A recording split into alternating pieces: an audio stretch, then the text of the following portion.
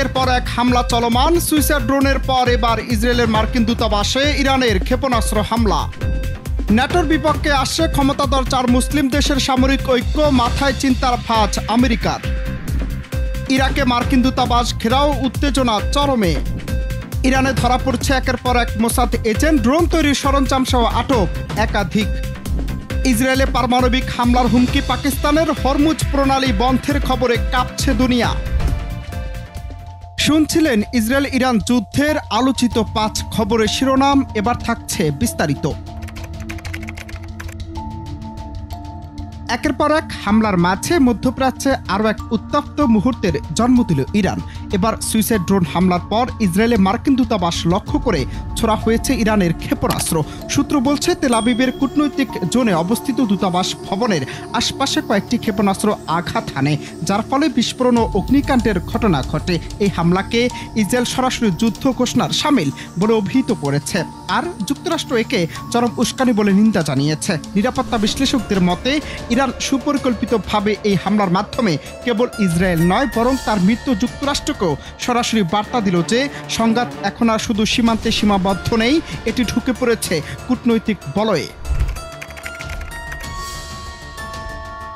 মধ্যপ্রাচ্যের ভূ রাজনীতিতে বড় ধরনের পরিবর্তনের ইঙ্গিত মিলছে। ন্যাটোর প্রভাব মোকাবিলায় এবার সামরিকভাবে ঐক্যবদ্ধ হওয়ার পথে হাঁটছে 4 প্রভাবশালী মুসলিম দেশ, ইরান, তুরস্ক, পাকিস্তান ও কাতার। আঞ্চলিক নিরাপত্তা ও ভিন্ন প্রতিরক্ষা চুক্তি ও গোয়েন্দা সহযোগিতার ভিত্তিতে এই জোট গঠনের আলোচনা ইতিমধ্যে শুরু হয়েছে বলে জানাচ্ছে একাধিক আন্তর্জাতিক সংবাদ মাধ্যম। বিশেষজ্ঞদের মতে এই জোট শুধু ইসরায়েলের বিরুদ্ধে নয়, বরং মার্কিন নেতৃত্বাধীন ন্যাটোর দীর্ঘমেয়াদী মধ্যপ্রাচ্য কৌশলের জন্য একটি বড় চ্যালেঞ্জ হয়ে উঠতে পারে। যুক্তরাষ্ট্রের নীতি নির্ধারকদের মধ্যে এ নিয়ে দুশ্চিন্তা স্পষ্ট, কারণ এই সামরিক ঐক্য পশ্চিমা প্রভাব হ্রাস করে মুসলিম বিশ্বে এক নতুন শক্তির উত্থান ঘটাতে পারে।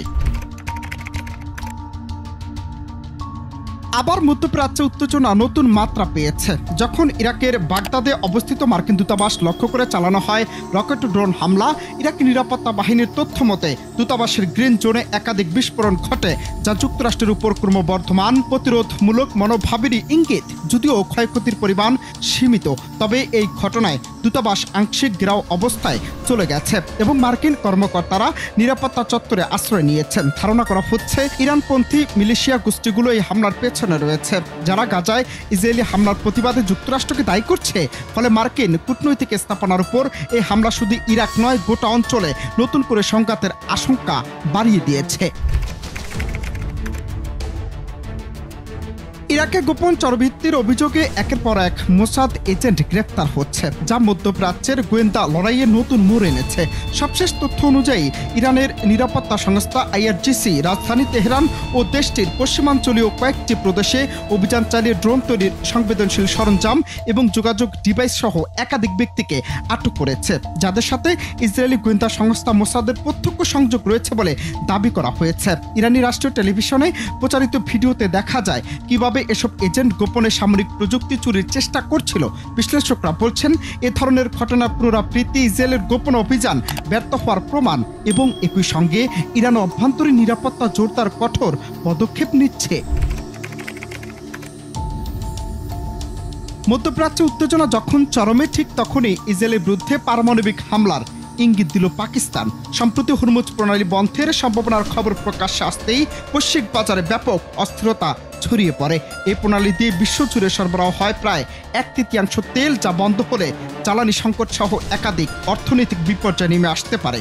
ইরান ইসরায়েলের উত্তেজনার মধ্যেই পাকিস্তানের এমন হুঁশিয়ারি নতুন করে উদ্বেগ সৃষ্টি করেছে। বিশ্লেষকরা বলছেন এটি কেবল একটি সামরিক সংঘাত নয়, বরং এটি পরিণতিতে গোটা বিশ্ব নিরাপত্তাহীনতায় পড়তে পারে। Ananta Hasan Masud, Bangla TV news desk.